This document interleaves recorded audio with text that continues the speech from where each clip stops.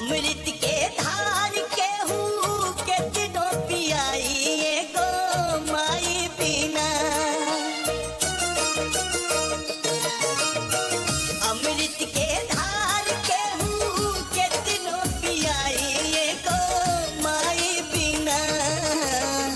कैसे करे जवा जुड़ाई भाई एगो माई बिना। कैसे कर